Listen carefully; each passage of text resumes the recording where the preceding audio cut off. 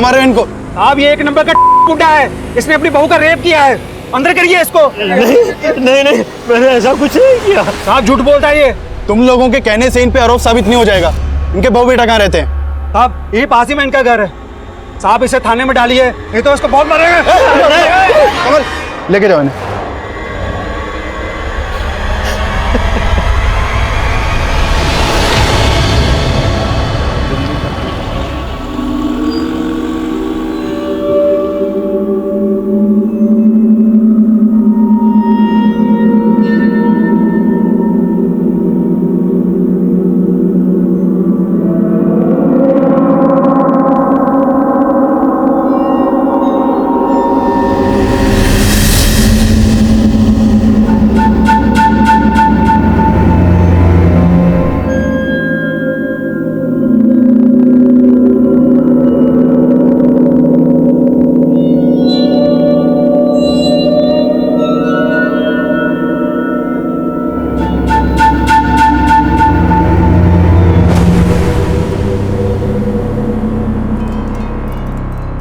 अरे क्या हो गया प्रकाश बाबू? भाई खाओगे क्या? क्यों बोल रहे हो सुबह सुबह? ये फाइल क्यों नहीं कंप्लीट की? नहीं की तो तुम कर दो ना यार। देखो अगर मैं कंप्लीट करूंगा तो तुम कोई ना कोई कमी तो निकालोगे। क्यों अपने वक्त को बर्बाद करूं? एक काम करो, तुम कंप्लीट कर लो, सारा काम मन के मुताबिक हो जाएगा। हाँ? काम तो मेरे मन मुताबिक ही होगा, लेकिन करोगे तुम। अगर 2 घंटे के अंदर ये फाइल कंप्लीट नहीं की ना तो बॉस को कंप्लेंट कर दूंगा तुम्हारी।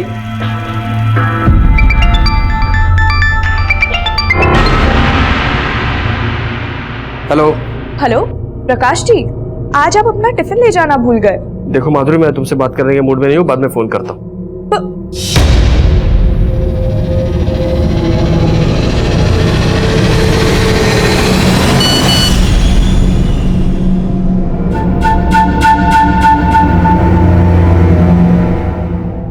अरे सुरेंद्र सुनो। हाँ साहब। देखो एक बच्चे को O नेगेटिव ब्लड की जरूरत है और मेरा O नेगेटिव ब्लड ग्रुप है, बहुत रेयर होता है ये, तो बॉस को बोल देना मैं ब्लड डोनेट करने गया हूँ, थोड़ा इमरजेंसी है, ठीक है?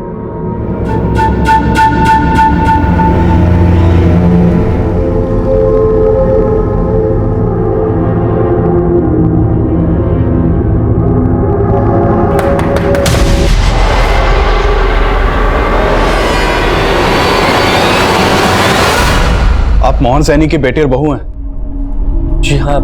क्यों, क्या बात है? आपके फादर को हमने अरेस्ट किया है। आपके पड़ोसियों ने आरोप लगाया कि आपके ससुर ने आपके साथ जबरदस्ती की है।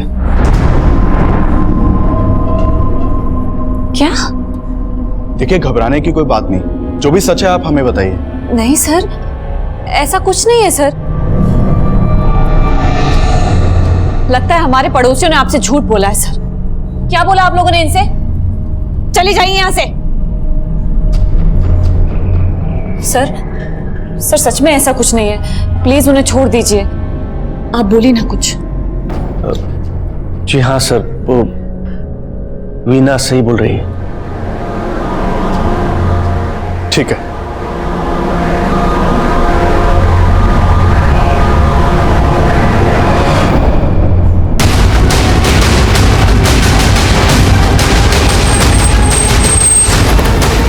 सर ये देखिए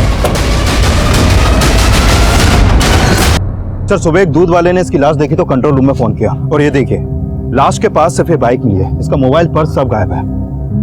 एंगल लूट का नहीं लगता। अगर मामला लूट का होता तो वो बाइक लेकर भी जाते। इसकी पहचान पता करो और देखो बाइक किस एड्रेस पे रजिस्टर्ड है। Okay sir.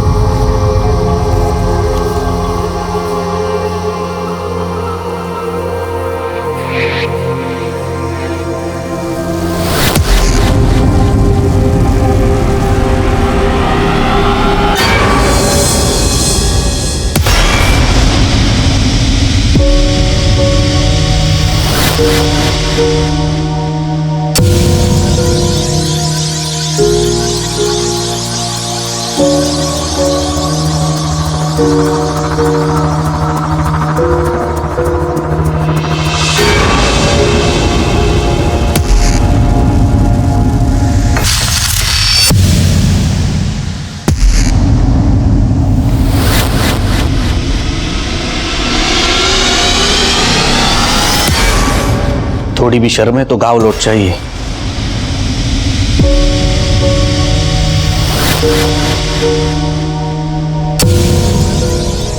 साहब हमें ये आदमी अपने मोहल्ले में नहीं चाहिए, अंदर करिए इसको। थोड़ी भी शर्म है तो गाँव लौट चाहिए।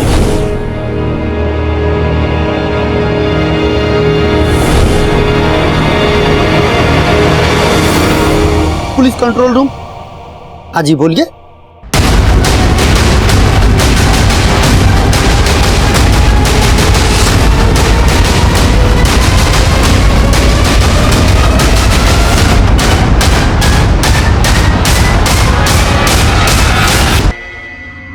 सर, उस लाश के पास जो बाइक मिली थी वो प्रकाश शर्मा के नाम पर मोती नगर के एड्रेस पर रजिस्टर्ड है। और जब मैंने मोती नगर पुलिस को कांटेक्ट किया तो उन्होंने बोला कि प्रकाश की वाइफ ने कल रात प्रकाश की मिसिंग कंप्लेंट दर्ज करवाई थी। मैंने उसे बुला लिया सर।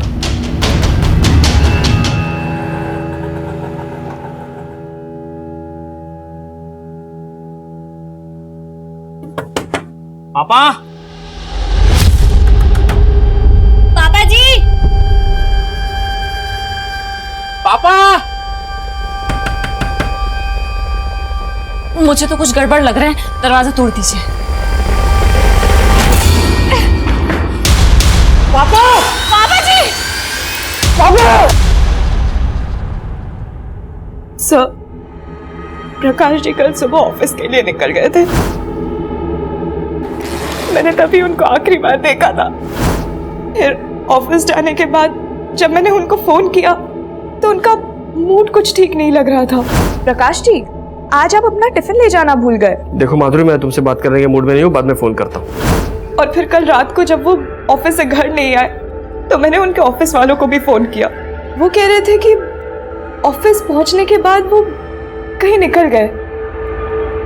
कहाँ के लिए निकल गए थे? सर, वो तो बोल रहे थे कि वो ब्लड डोनेट करने गए थे, पर मुझे उन पे भरोसा नहीं हो रहा है। वो कुछ ना कुछ तो छुपा रहे हैं।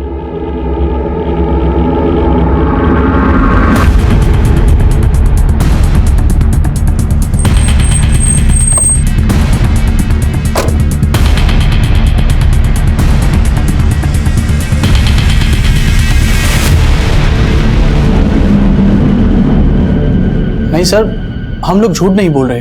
सर, कल सुबह प्रकाश के नंबर पर किसी नंबर से मैसेज आया था।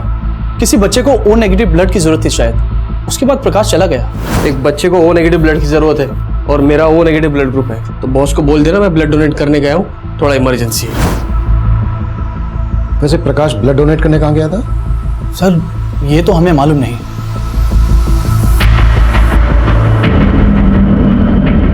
अगर प्रकाश वाकई में ब्लड डोनेट करने गया था तो हो सकता है ब्लड डोनेशन का फेक मैसेज भेजकर उसे किसी ने धोला को बुलाया हो और उसका मर्डर कर दिया।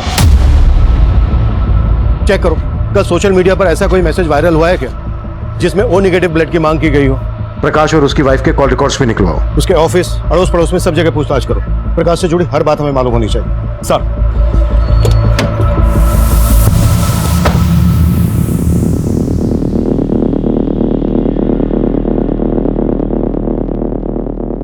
हम अपने रिश्तेदार के आ गए थे। वहां से आकर देखा तो पापा ने आत्महत्या की थी। क्या तुम्हारे फादर की मौत की वजह वो सब बातें तो नहीं है जो हमें पहले पता चली थी? सर, उसमें कोई सच्चाई नहीं थी।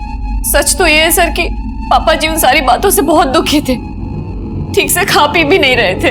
हम सोच भी नहीं सकते थे कि पापा ये कदम उठाएंगे।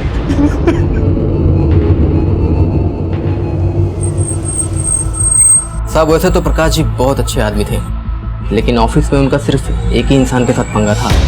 किसकी बात कर रहे हो तुम? सर, पूर्णिमा मैडम। प्रकाश, ये कुछ एंट्रीज मुझे ठीक नहीं लग रही। दूर रहो, बिना टच किए बात नहीं कर सकती क्या? क्या है ये? हाँ, मैंने तुमसे कितनी बार कहा है कि मैं एक शादीशुदा इंसान हूँ और तुम जो सोच रही हो ना वैसा कुछ नहीं हो सकता। सर, उन्हें कुछ कहना ही था तो मुझे अकेले में कह दिया होता।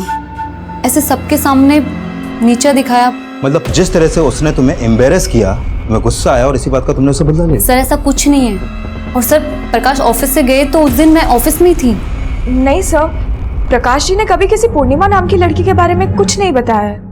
खैर हम पूर्णिमा और प्रकाश के बाकी ऑफिस वालों के बारे में पता कर रहे हैं, लेकिन माधुरी जी ये भी तो हो सकता है कि प्रकाश की उसी की रिश्तेदारी में या फिर आस पड़ोस में किसी से कोई अनबन हो। सर एक बात है, 2 दिन पहले इनके यहाँ एक लड़की रहा करती थी।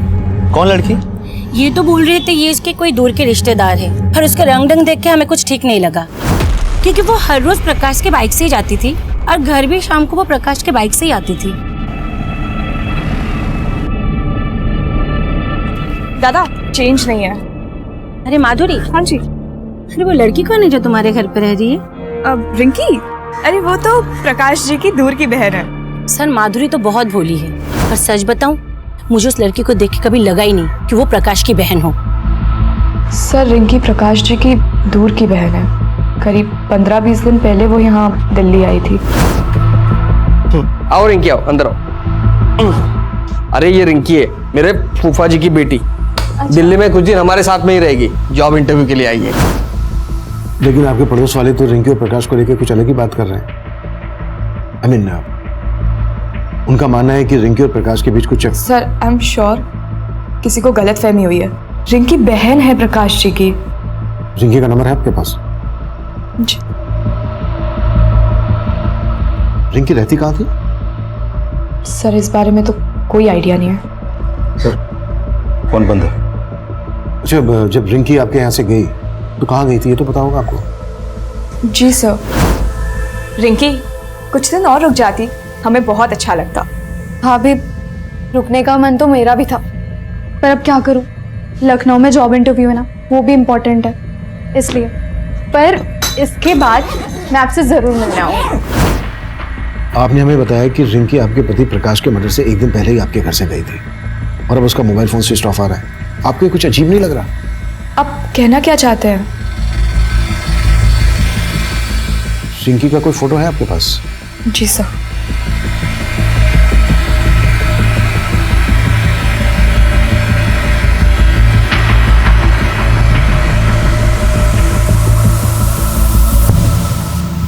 रिंकी के कॉल रिकॉर्ड्स और एक्टिविटीज पता करो।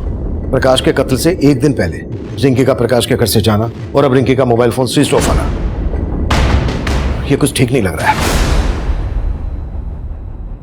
पानी देना।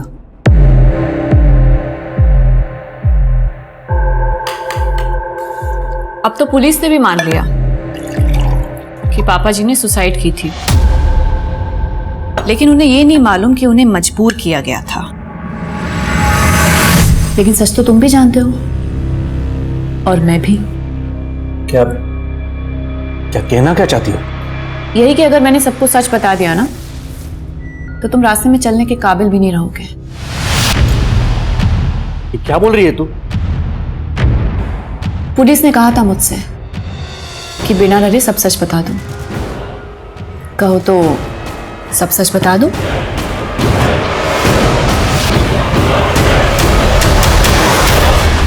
पानी दो मुझे।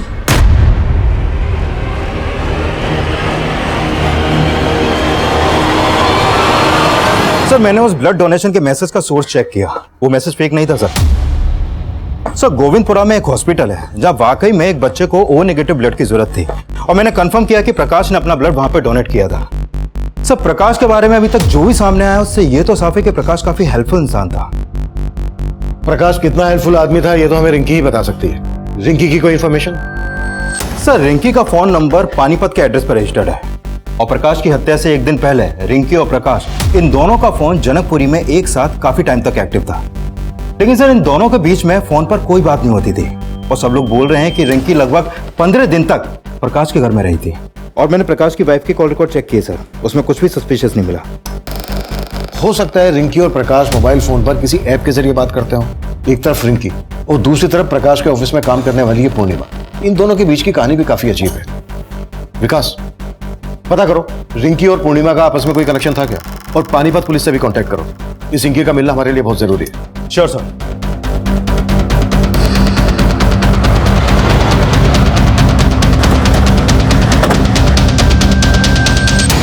ये लड़की दिल्ली में थी? तुम जानते हो इसे? जी सर, इसका नाम रिंकी है। तकरीबन 15 दिन पहले इसके फादर ने यहाँ मिसिंग कंप्लेंट दर्ज कराई थी और फिर 2 दिन पहले रिंकी की लाश हमें मिली। रिंकी की लाश? जी सर, बहुत ही ब्रूटल मर्डर था सर। लाश के पास से हमें एक फोटो आईडी मिली रिंकी की, और उसके फादर ने भी शिनाख्त कर ली थी कि वो लाश रिंकी की ही थी। 5 दिन पहले तक रिंकी प्रकाश के साथ दिल्ली में रह रही थी, और जिस दिन रिंकी प्रकाश के घर से गई उसके अगले ही दिन हमें प्रकाश की लाश मिली, और उसके 2 दिन बाद रिंकी की लाश मिलती है यहां पानीपत में, और प्रकाश की लाश मिली थी हमें दिल्ली में। लेकिन सर, हमारे इन्वेस्टिगेशन में प्रकाश नाम के किसी आदमी की जानकारी हमें नहीं मिली।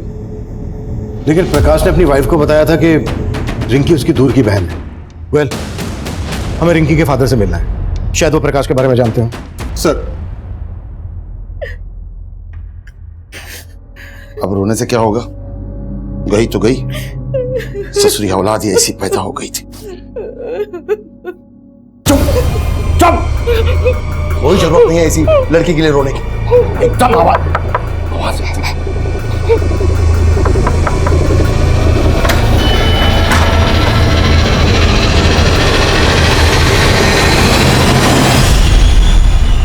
नहीं साहब, मैं किसी प्रकाश को नहीं जानता, और दिल्ली में मेरा कोई रिश्तेदार भी नहीं। लेकिन रिंकी दिल्ली में इसी प्रकाश के साथ रह रही थी। कहीं रिंकी और प्रकाश का कोई चक्कर वक्कर तो नहीं था? ऐसा क्यों कह रहे हैं आप?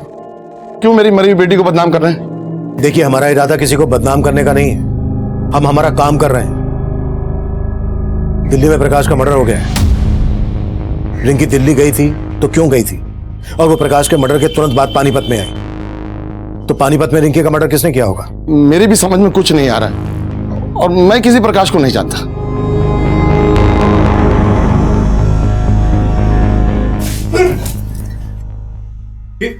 ये क्या बेहुदी है? देख नहीं रहे हो दिन निकल आया है? हाँ, और तुम घोड़े बेच के सोए हुए हो। कपड़े और बर्तन कौन साफ करेगा? ये सब काम मैं करूंगा? पागल है क्या तू? नहीं तो कौन करेगा? और उसके बाद तो खाना भी बनाना है तुम्हें मेरे लिए। तेरी मर्दानगी अब नहीं चलेगी, समझा? और तुमने ज्यादा कोशिश की ना तो चीख चीख के यहाँ सबको इकट्ठा कर दूंगी, और फिर बोलूंगी सबसे कि कैसे तू मजबूर करता था। हद से ज्यादा आगे बढ़ रही है तू। हदें तूने पार की हैं। अब जाके मुझे तुझे काबू में करने का मौका मिला है। जैसे जैसा कह रही हूँ वैसा कर। जेल में चक्की पीसने से तो बेहतर है ना कि घर का चौका बर्तन कर, समझा? अब चल शुरू हो जा।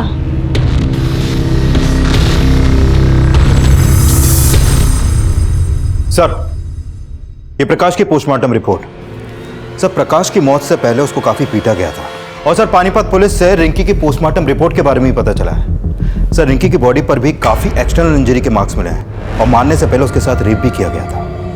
प्रकाश का मर्डर रिंकी के मर्डर से 2 दिन पहले हुआ, और इन दोनों का मर्डर जिस तरह से हुआ है, ऐसा लग रहा है जैसे इन दोनों का कोई कॉमन दुश्मन रहा होगा। सर, रिंकी को लेकर प्रकाश ने अपनी वाइफ से झूठ बोला था।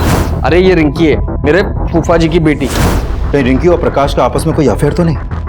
ये एक्स्ट्रा मैरिटल अफेयर से ज्यादा ऑनर किलिंग का मामला लग रहा है। शायद रिंकी के फादर को रिंकी और प्रकाश के अफेयर के बारे में पता चल गया होगा, और उसको यह पता चल गया होगा कि रिंकी पानीपत से भागकर दिल्ली में प्रकाश के साथ रहने लगी है। इसलिए रिंकी के फादर ने प्रकाश को यहां मार डाला और रिंकी को पानीपत ले जाकर मार डाला होगा, ताकि दोनों केस आपस में कनेक्टेड ना लगे। लेकिन सर, रिंकी का रेप हुआ है। क्या आपको वाकई में लगता है कि रिंकी के रेप और मर्डर में इसके बाप का हाथ होगा? रिंकी के फादर को ऐसे हम क्लीन चिट नहीं दे सकते। रिंकी के फादर की कुंडली निकालो, और धोला कुआं में जहां प्रकाश की लाश मिली थी आसपास के सीसीटीवी खंगालो। शायद कोई ऐसा आदमी कैप्चर हुआ हो जो रिंकी और प्रकाश से ताल्लुक रखता है, इन दोनों में से किसी एक से ताल्लुक रखता हो। इन दोनों के कॉल रिकॉर्ड से हमें कुछ नहीं मिला है। इन दोनों के सोशल मीडिया अकाउंट चेक करो, शायद वहां से कुछ मिल जाए। राइट।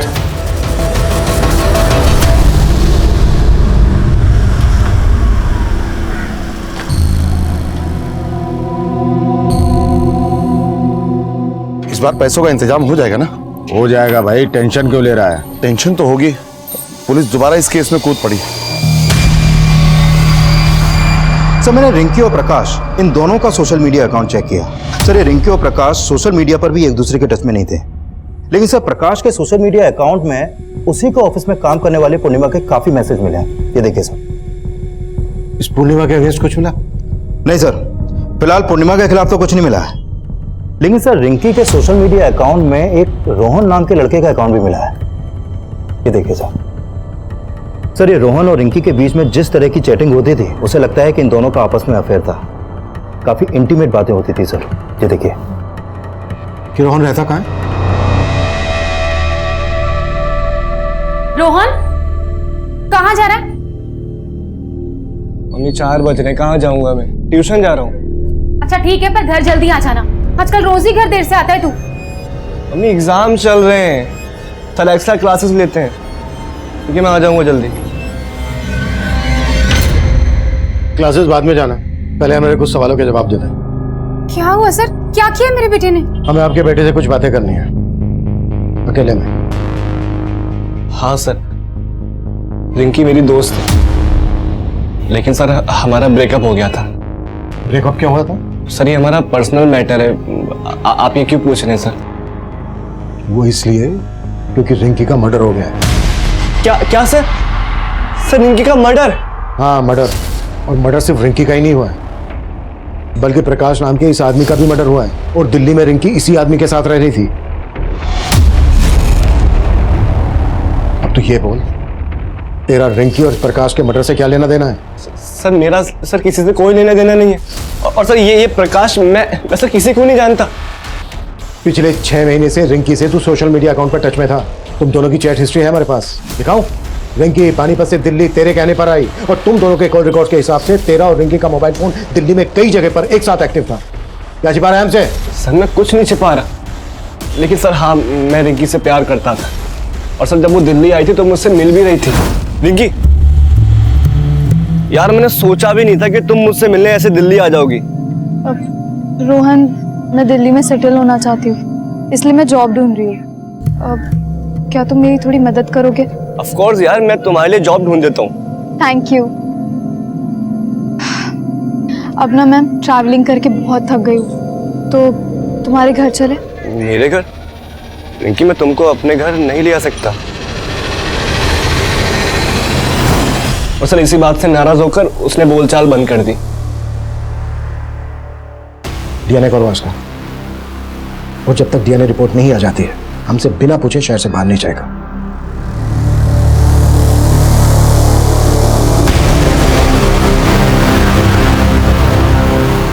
नौकर कहाँ?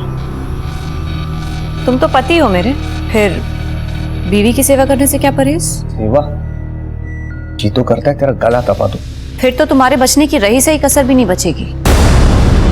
पुलिस से बचना चाहते हो ना, तो मुझे बचा के रखो, और जरा प्यार और नजाकत से पेश आओ। कांच हूं मैं, चटक गई ना तो खूनम खून तुम हो जाओगे। ये लड़का रिंकी का दोस्त है, हो सकता है रिंकी के साथ ये लड़का भी यहाँ पर कभी आया हो। नहीं सर, ये लड़का कभी नहीं आया यहाँ। सर, रिंकी का फोन अभी अभी पालम में एक्टिव हुआ था, और फोन अभी भी चालू है। व्हाट?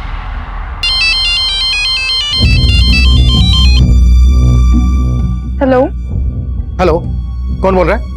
आपने फोन किया? आप कौन? मैं राजापुर पुलिस स्टेशन से इंस्पेक्टर अभिमन्यु जिंदल बोल रहा हूँ।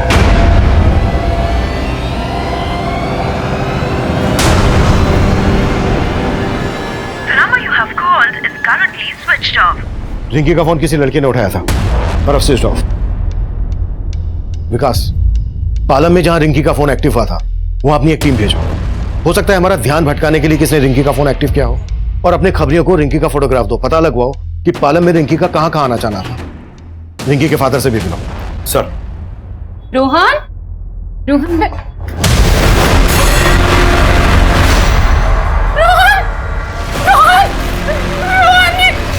क्या कर लिया बेटा?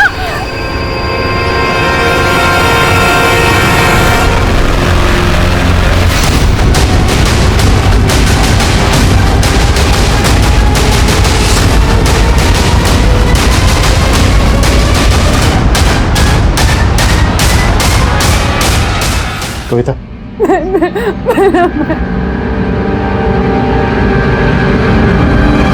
सब पहले रोहन से बात करके ऐसा लगा नहीं था कि वो हमारी पूछताछ की वजह से सुसाइड कर लेगा। हमें यह भी समझना होगा कि अचानक से रिंकी के फोन एक्टिव होने का क्या चक्कर है और उसके बाद रोहन ने सुसाइड किया। पानीपत पुलिस ने हमें बताया था कि उन्हें जिस लड़की की लाश मिली थी उसका चेहरा काफी बिगड़ा हुआ था। उस लड़की की लाश के पास से उन्हें रिंकी का आईडी मिला, तो उन्होंने मान लिया कि यह लाश रिंकी की है।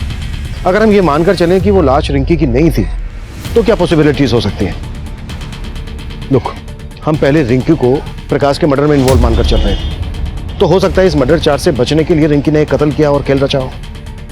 सर, अगर इस लिहाज से देखा जाए तो रिंकी का बाप भी हमारा स्ट्रॉन्ग सस्पेक्ट बनता है, क्योंकि उसी ने उस लाश की शिनाख्त की थी और माना था कि वो लाश रिंकी की है।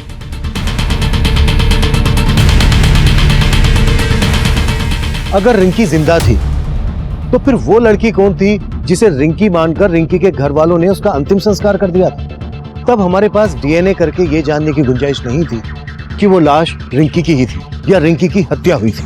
वहीं सर्कमस्टेंशियल एविडेंस ये साफ कर रहे थे कि रोहन ने आत्महत्या ही की थी। लेकिन रोहन के दिमाग में क्या चल रहा था? उसके आत्महत्या करने की असल वजह क्या थी? ये तब हमारी कुछ समझ में नहीं आ रहा था। पर हमारे लिए ये जानना बेहद जरूरी था कि रिंकी के नंबर पर जिस औरत से मेरी बात हुई थी वो वाकई में रिंकी थी या कोई और। हमने अपना खबरी नेटवर्क फैला दिया। रिंकी से जुड़े सवालों का जल्द से जल्द हल ढूंढने की हम कोशिश में जुट गए थे।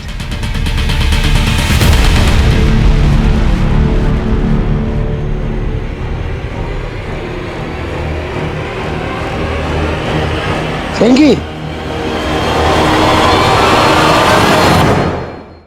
सर, प्रकाश की लाश जिस एरिया में मिली थी वहां से करीब 3 किलोमीटर दूर एक सीसीटीवी में रोहन अपने कुछ दोस्तों के साथ उसी तरफ जाता हुआ कैप्चर हुआ है। फुटेज इसमें है सर। और करीब 1 घंटे बाद ये लड़के उसी रास्ते से वापस लौटे। तो मैंने रोहन की मां को इन लड़कों का फोटो दिखाया था। उन्होंने कहा कि ये लड़के रोहन के कॉलेज के हैं। मिहिर और मानव से बात करनी पड़ेगी। बाकी तीसरे के बारे में दोनों बता। सर, मुन्ना खबरी का फोन आया था, वो आपसे मिलना चाहता है। उसे रिंकी के बारे में कुछ इन्फॉर्मेशन देनी है।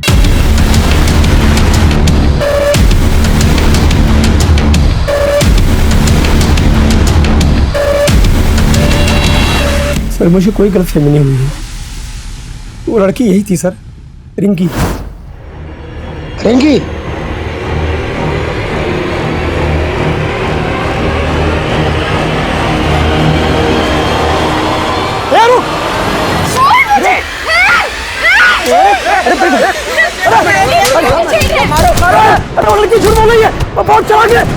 इससे पहले कि आप लोगों को खबर देता, उसने मुझे झूठा आरोप लगा के लोगों से पिटवा दिया। ये बहुत बड़ा गेम लगता है विकास। रिंकी वाकई में जिंदा है, लेकिन सवाल यह है कि वो लाश किस लड़की की थी जिसकी रिंकी के फादर गणपत ने रिंकी के नाम से शिनाख्त की थी। विकास, हो सकता है रिंकी का फादर भी रिंकी की साजिश में इन्वॉल्व है और उसे पता हो रिंकी इस वक्त कहाँ है। तलब करो उसे। सब हेलो सर, रोहन के उन तीनों दोस्तों को थाने ले आया।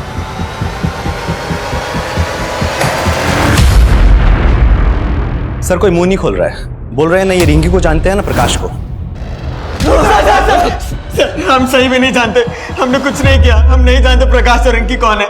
जहां प्रकाश की लाश मिली थी उसी एरिया में तुम तीनों को रोहन के साथ देखा गया था। अब अगर एक भी झूठ बोला ना तो यहां से तुम तीनों अपनी टांगों पर चल के नहीं जा पाओगे। सब रोहन ही हमें वहां लेकर गया था, पर हमने प्रकाश को मारा नहीं था। अब तो बस उसमें थोड़ा सा पीटने गए थे।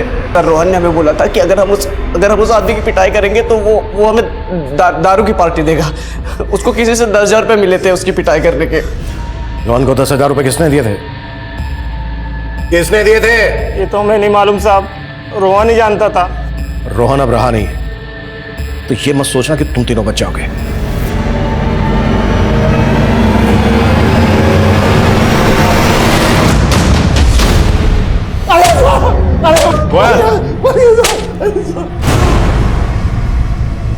बोल रिंकी कहाँ? क्या कह रहे हैं साहब? यही साहब तो थे जो रिंकी की लाश दिखाए थे साहब। अब आप पूछ रहे हैं रिंकी कहाँ? और टंकी बंद कर। जिस लाश की शिनाख्त तूने की थी वो रिंकी की नहीं थी। रिंकी जिंदा है अभी। और अब ये बोल, अभी कहाँ है वो? बोल। हम सच कह रहे हैं साहब, हमको नहीं मालूम। तोड़ते रहो। नहीं नहीं नहीं साहब, नहीं नहीं साहब, अरे हम सच कह रहे हैं साहब।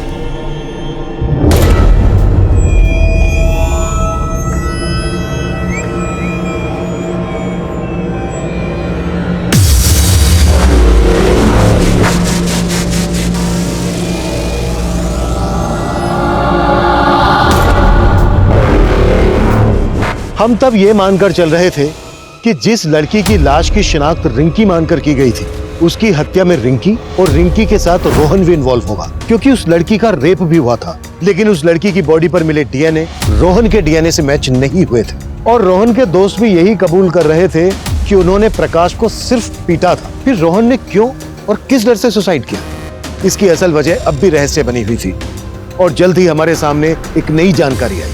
सर, रिंकी जब गायब हुई थी तो रिंकी के पिता गणपत ने पानीपत के एक एनजीओ में काम करने वाले इस दिनेश नाम के आदमी से कांटेक्ट किया था। सर, इस दिनेश के पॉलिटिकल कनेक्शन काफी अच्छे हैं। इसने पानीपत के एमएलए से मिलकर पुलिस पर रिंकी को ढूंढने का दबाव डाला था, और फिर रिंकी की लाश मिलने के बाद इसने गणपत को मुआवजा दिलाने के लिए एमएलए को अप्रोच भी किया, और फिर एमएलए ने रिंकी का मुआवजा देने के लिए प्रपोजल फाइल भी कर दिया था, लेकिन वो अभी भी अंडर प्रोसेस है। इसका मतलब गलत लाश को पहचानने का मसला मुआवजे के लालच से भी जुड़ा हो सकता है सर। और ये भी पता चला है कि दिनेश के एनजीओ में ऐसी कई लड़कियां हैं जो सुन और बोल नहीं सकती, और अंदर की खबर ये है कि ये उन लड़कियों को एमएलए समेत कई मिनिस्टर्स और बिजनेसमैन को भी सप्लाई करता है। साहब, आप गलत कर रहे हैं। ये आप नहीं जानते मैं क्या कर सकता हूँ। तू नहीं जानता है मैं क्या क्या कर सकता हूँ। तेरे बारे में सब कुछ पता कर लिया हमने। तेरे एनजीओ की ये लड़की विनीता गायब है, नहीं सुन सकती थी ना ही बोल सकती थी। अब तू ये बोल, ऐसे ही बताएगा या फिर 3rd डिग्री की परमिशन लूं? विकास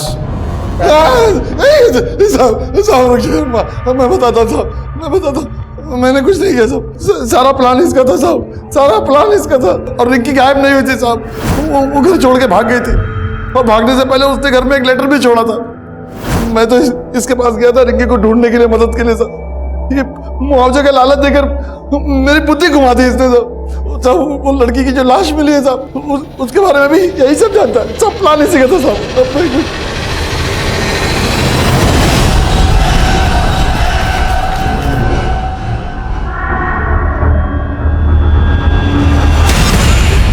उसको मारकर मैंने उसका चेहरा बिगाड़ दिया, रिंकी की आईडी उसके पास रख दी।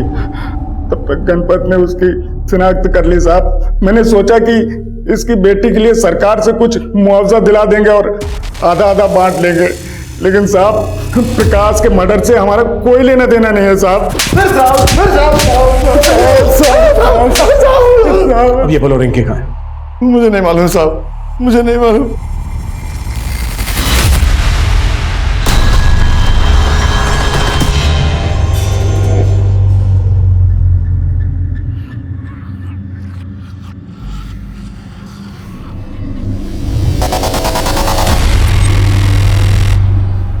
सर, ये रोहन रोहिणी में इस महेंद्र नाम के आदमी से ट्यूशन पढ़ता था, और मैंने चेक किया कि रिंकी का फोन पहले कई दफे रोहिणी में एक्टिव रहता था। सर, हो सकता है ये महेंद्र हमें रिंकी की कोई लीड थे।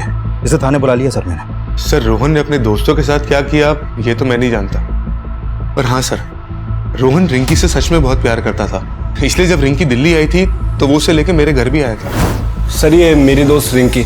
सर, मैं अकेला रहता हूँ, इसलिए रोहन चाहता था कि मैं रिंकी को कुछ दिनों के लिए अपने घर पे रख लूं, और मैंने रिंकी को अपने घर पे रखने के लिए 2 दिन के लिए परमिशन भी दे दी थी। और सर, मैं रिंकी को ज्यादा दिन के लिए अपने घर पे नहीं रख सकता था, इसलिए मैंने उसे जाने के लिए कह दिया। फिर उसके बाद उसके साथ क्या हुआ सर, मुझे सच में कुछ नहीं मालूम। रिंकी यहाँ दिल्ली में इस प्रकाश के साथ रह रही थी, आप जानते हैं इसे? नहीं सर, मैं नहीं जानता। ठीक है, आप जा सकते हैं। जी सर, शुक्रिया। विकास, इसकी भी कुंडली निकालो। सर, जनकपुरी के एक एजेंट ने रिंकी का फोटो आइडेंटिफाई किया है।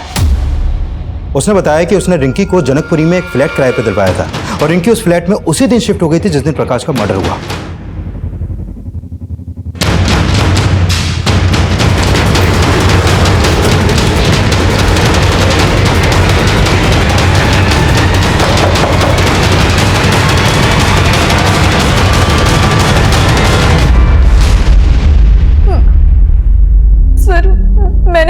जी को नहीं मारा। तो अब तक सामने क्यों नहीं आई थी? सर मैं अपने पापा से तंग आ गई थी, इसलिए घर से भाग के दिल्ली चली आई। और फिर मुझे मालूम पड़ा कि मेरे पापा ने दूसरी लड़की को मेरी लाश मानकर उसका अंतिम संस्कार कर दिया था। सर मैं बहुत डर गई थी, इसलिए छिपी हुई थी। छिपी इसलिए थी क्योंकि तुम प्रकाश के मर्डर में इन्वॉल्व हो। अब सच सच बोलना, तुम्हारे और प्रकाश के बीच क्या रिश्ता था? सर जैसा आप सोच रहे वैसा बिल्कुल नहीं है सर, बल्कि प्रकाश जी ने तो मुझे अपने घर में रहने की जगह दी थी। उनकी वाइफ और उनके साथ मैं घुल मिल गई थी, लेकिन मुझे क्या पता था कि सिचुएशन इतनी वियर्ड हो जाएगी। अरे माधुरी तौलिए देना, माधुरी।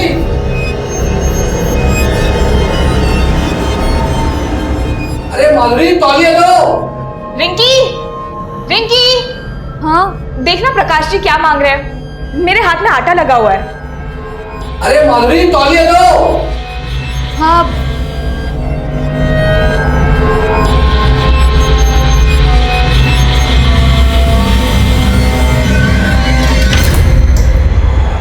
सॉरी। उस दिन पहली बार प्रकाश जी की वाइफ का बिहेवियर मुझे कुछ अजीब लगा, लेकिन ये क्लियर हो गया था कि प्रकाश जी के दिल में मेरे लिए कोई गलत इंटेंशन नहीं था। और फिर एक दिन प्रकाश जी की वाइफ ने मुझसे पूछा, रिंकी तू भी हमारी एक हेल्प करेगी?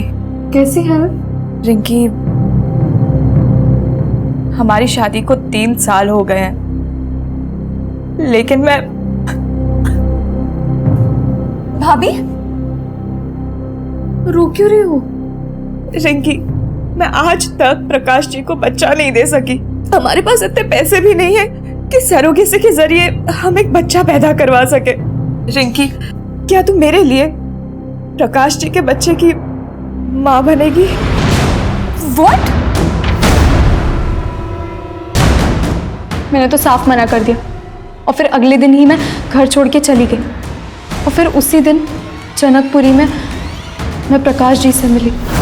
प्रकाश जी से मिलके मैंने उनको सब साफ साफ बता दिया। और फिर आगे क्या हुआ मुझे नहीं पता। माधुरी ने हमसे बताया कि प्रकाश ने उससे कहा कि तुम प्रकाश की दूर की बहन हो।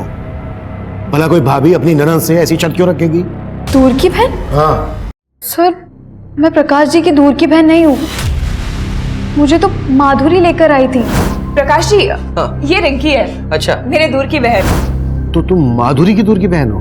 नहीं सर, मेरा तो उनसे भी कोई रिश्ता नहीं है, बल्कि मुझे तो रोहन के ट्यूशन टीचर ने माधुरी से मिलवाया था।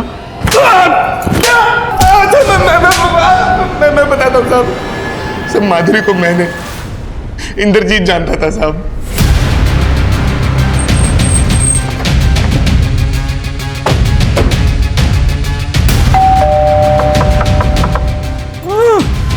एक मिनट, अंदर से कुछ आवाज आ रही है।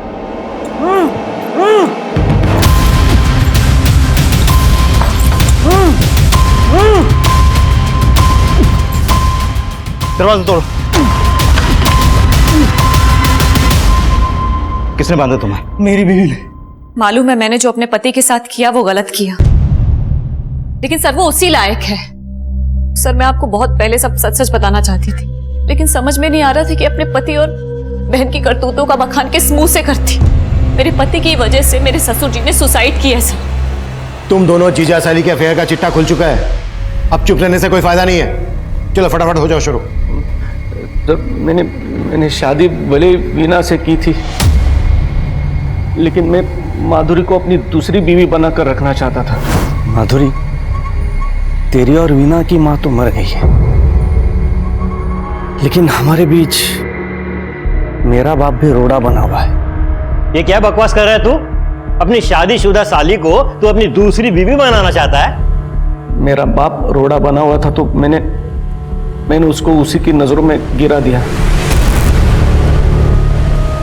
मेरे ही कहने पर उस आदमी ने मेरे बाप को सबके सामने बेइज्जत कर दिया। तो इस तरह से तूने अपने बाप को सुसाइड करने पर मजबूर किया। किसने मदद की तुम लोगों की इसमें?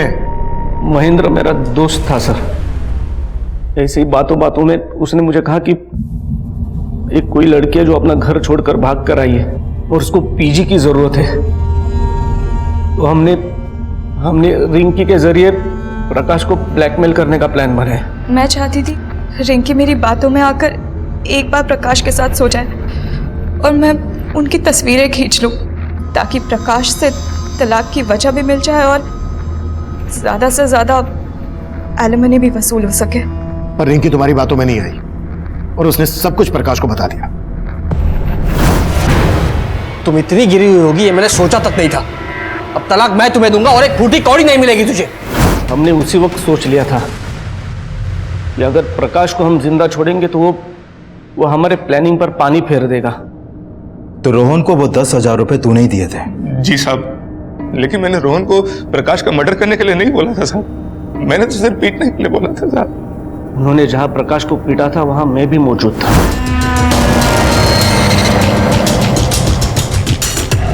प्रकाश की मौत के बाद जब आपने रोहन से पूछताछ की तो वो डर गया था साहब, और जब वो मुझसे मिला तो मैंने उसको और डरा दिया था साहब। देखो रोहन, मैं तो मानता हूँ कि तुमने और तुम्हारे दोस्त ने मिलकर प्रकाश को सिर्फ पीटा था, लेकिन पुलिस इस बात पर यकीन नहीं करने वाली।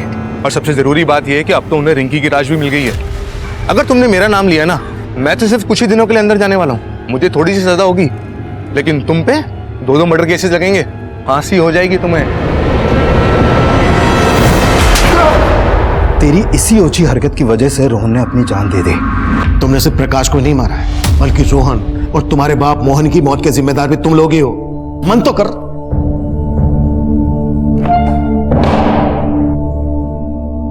अनैतिक रिश्ते वो मीठा जहर है जो मुंह लगते ही इंसानी सोच और समझ को खोखला करना शुरू कर देता है और देखते ही देखते अपराध के एक ऐसे भंवर में फंसा देता है जहां से वापसी के सभी दरवाजे बंद हो गए होते हैं।